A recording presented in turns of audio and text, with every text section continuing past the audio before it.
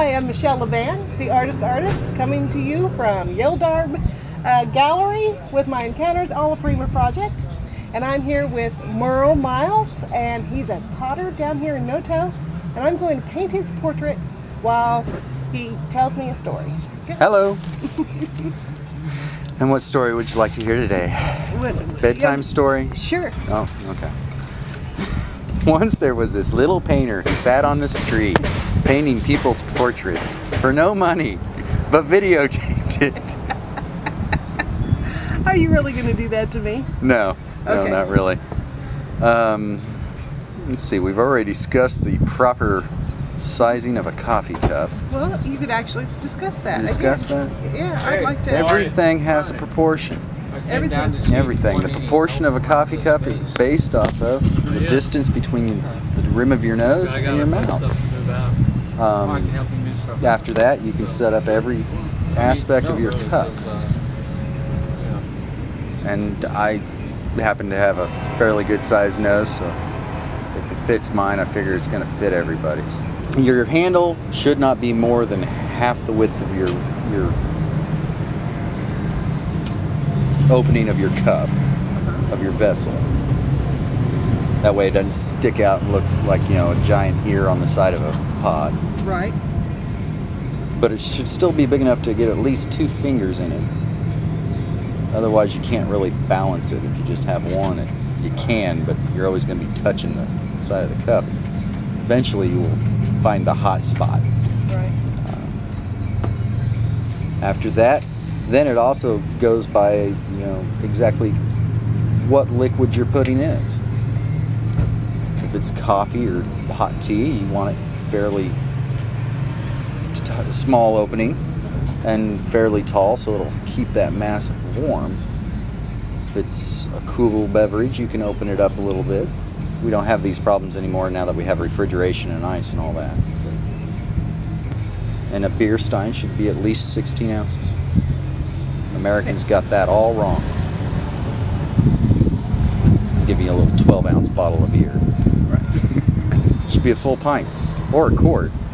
Yes. But yeah, we're not going to get too picky about that. There are a few things in life I truly enjoy. Beer is one of them. Coffee is another.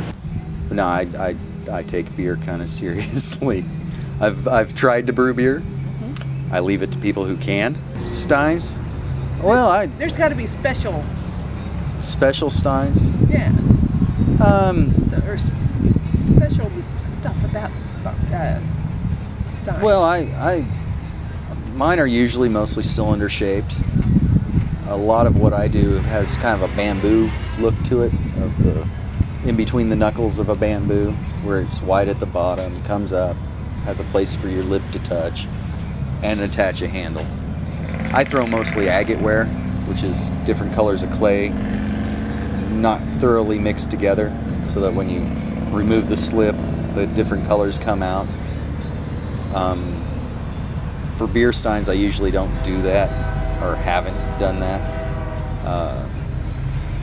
mostly because I like my steins to be kind of vibrant, pretty. But yeah, a beer stein is a very intimate thing. Ceramics in general is a very intimate thing.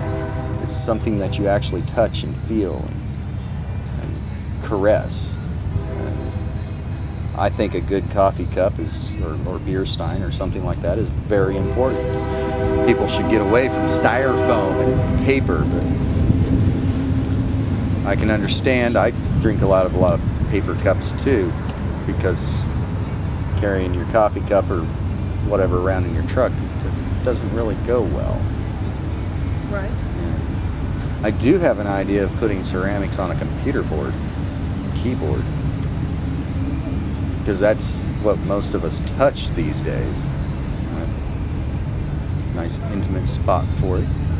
Label your keys ceramic with that nice gritty feel. I think that's it. Ceramics is a wonderful thing. It's been used on the space shuttle. It's also been considered in certain times in India not much more than a disposable cup. It's a very interesting little medium. It's one of the things I love about it. Is it can be El Cheapo or grandiose. I mean, Right. it can be both. Think about it. You're kissing your mug. Yeah. Yeah?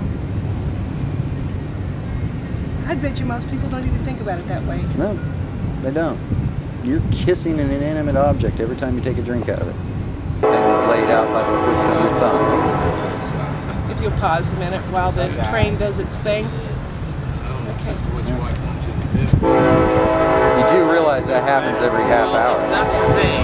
Well, I try to catch them outside the half hour. Stuff, but that's not what you want me to do. What you be Every half hour the train comes by. You should be telling me to do other stuff the whole time. I'm tired of Every half hour. Sometimes it takes a little longer if somebody decides to throw themselves in front of it. Oh. Although that last time I think the train swerved to hit them.